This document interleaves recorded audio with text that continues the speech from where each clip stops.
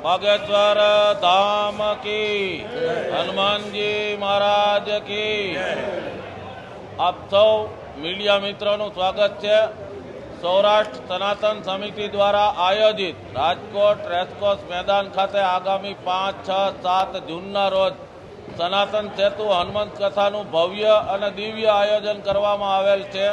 આજે આપ સૌ અહીં જે આયોજનનો આખરી તબક્કો ચાલી રહ્યો છે સમિતિ દ્વારા એનું નિરીક્ષણ પણ કરી શકો છો, જોઈ પણ શકો છો।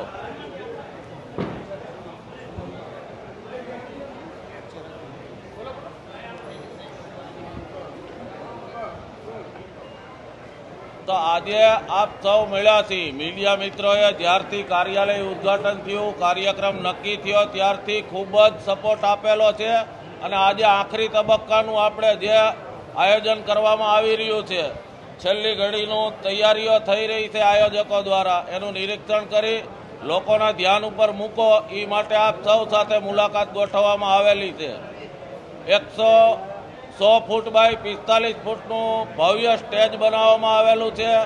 24 ખંડોમાં વિભાજિત અલગ અલગ બેઠક વ્યવસ્થા આવનારા ભક્તોને ધ્યાનમાં રાખી કોઈને કંઈ અગવડતા ન પડે એને અનુલક્ષીને બેઠક વ્યવસ્થા કરવામાં આવેલી છે। પ્રાઇવેટ સિક્યુરિટી એજન્સીને કામ આપેલું છે સુરક્ષાની દ્રષ્ટિએ। સમિતિના 1000થી વધારે કાર્યકર્તાઓ સ્વયંસેવકો સેવા આપવાના છે અલગ અલગ સમિતિઓમાં સુગમ વ્યવસ્થા જળવાઈ રહે માટે। અને આવતીકાલે 4 તારીખે સાંજે 6 થી 7 વાગે રાજકોટના અલગ અલગ ઝોનમાં 12 જેટલી કળશ યાત્રાઓ સનાતન સેતુ હનુમંત કથાના આગમનને પગલે રાખવામાં આવેલી છે। એ અલગ અલગ વિસ્તારમાં 12 ઝોનમાં કળશ યાત્રા થવાની છે। 5 તારીખે મહારાજશ્રીનું આગમન રાજકોટ એરપોર્ટ ખાતે થશે। ત્યાંથી બોમ્બે સુપરસીટ કુવાડવા ખાતે સ્વાગતનો કાર્યક્રમ છે। ગ્રીનલેન્ડ ચોકડી ખાતે સ્વાગત થશે। ડીમાર્ટ કુવાડવા રોડ શિવશક્તિ હોટલ પાસે સ્વાગત પોઈન્ટ છે। રણછોડદાસજી આશ્રમવાળા ચોકમાં છે। ડિલક્સ ચોકે સુભાષચંદ્ર નેતાજી બોઝની પ્રતિમાને મહારાજશ્રી દ્વારા ફૂલહાર અર્પણ કરવામાં આવશે। સિવિલ હોસ્પિટલ ચોકે આંબેડકરજીની પ્રતિમાને ફૂલહાર અર્પણ કરી ચૌધરી હાઈસ્કૂલ ચોકે સ્વાગત કાર્યક્રમ છે। શારદા બાગે શ્રી વાલ્મીકીજીની પ્રતિમાને ફૂલહાર કરી બહુમાળી ભવન ચોકે લોખંડી પુરુષ સરદાર વલ્લભભાઈ પટેલને ફૂલહાર કરી જિલ્લા પંચાયત ચોક સ્વાગત કાર્યક્રમ। કિસાનપરા ચોક, અક્ષરમાર્ગ કોર્નર, કોટેચા ચોક અને ત્યાંથી જ્યાં મહારાજશ્રીને ઉતારો આપવામાં આવેલો છે ત્યાં એમનું નિવાસ રહેશે। મહારાજશ્રીના આવાગમન દરેક વખતે ઈવી કારનો જ ઉપયોગ એમના કાફલામાં થવાનો છે એવું સમિતિ દ્વારા આયોજન કરવામાં આવેલું છે। અને આપના મીડિયાના માધ્યમથી હું સર્વે ભક્તોને પણ અપીલ કરું છું કે શક્ય ત્યાં સુધી સીએનજી અને ઈવી વાહનનો ઉપયોગ કરી અગર તો કોર્પોરેશન દ્વારા આજે જે રૂટ જાહેર કરવામાં આવે કથા સ્થળે આવવા માટેનો એનો માસ ટ્રાન્સપોર્ટેશનનો વધુમાં વધુ ઉપયોગ કરી જે અત્યારે વૈશ્વિક પરિસ્થિતિ છે એમાંથી આપણે સુગમ રસ્તો કાઢી આપણા ધર્મનું રક્ષણ કરવા, ધર્મનું જ્ઞાન લેવા અને શ્રદ્ધા વિશ્વાસથી સૌ આ સનાતન સેતુ હનુમંત કથામાં જોડાય એવી સર્વે ભક્તોને અપીલ છે।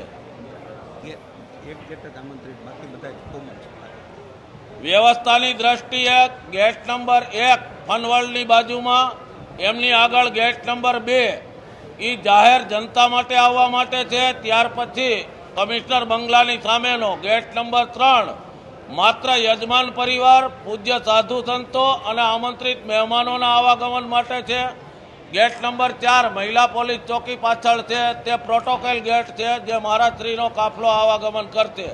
ગેટ નંબર 5 એરપોર્ટ રોડ ફાટક સામેનો, ગેટ નંબર 6 બાલભવનનો, ત્યાંથી જાહેર જનતા ભક્તો પ્રવેશ કરી શકે છે। આવી વ્યવસ્થા ગોઠવવામાં આવી છે કે આવનાર કોઈ પણ ભક્તોને તકલીફ ન પડે।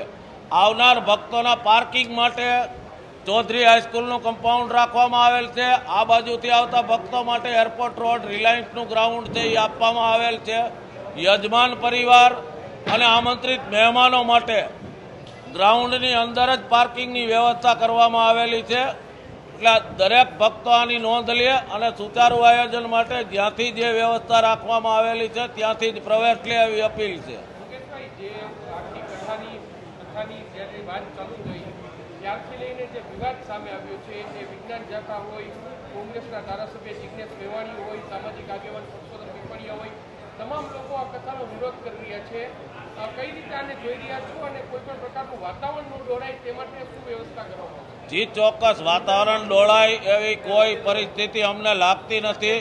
પોતે પોતાનો મત રજૂ કરવાનો ભારતીય બંધારણે સૌને અધિકાર આપ્યો છે અને ક્યાંય વાતાવરણ ડોળાય એવી પરિસ્થિતિ નથી. આપ સૌ જાણીએ છીએ સનાતન ધર્મ સતયુગ, દ્વાપર, ત્રેતા અને કળયુગ, સનાતનની ઉપર પ્રહાર કરવાવાળા સનાતનીઓ જ છે.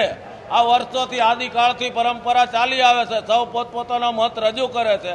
જેમણે ચેલેન્જ આપી એને મીડિયાના માધ્યમથી બાબાશ્રીની આજ્ઞાથી આયોજન સમિતિએ કીધું છે કે આપ પધારો, કથા શ્રવણ કરો અને દિવ્ય દરબારનો લાભ લ્યો. આપના પ્રશ્નનો જવાબ પણ બાબા જાહેર મંચ ઉપરથી આપશે. કેટલીક શરતો મૂકી છે, પ્રોટેક્શન આપવું, વ્યવસ્થા કરવી, શરતો મૂકી. એ શરતોનું એમણે તંત્ર પાસે કે પોલીસ તંત્ર પાસે પ્રોટેક્શન માંગવાનું હોય. સમિતિને રાજ્ય સરકારે કે સરકારે એવો કોઈ પાવર નથી આપ્યો કે અમે કોઈને પ્રોટેક્શન આપી શકીએ. અમે બાંહેધરી આપીએ કે ગ્રાઉન્ડમાં એમની સાથે કોઈ ખરાબ વર્તન નહીં થાય.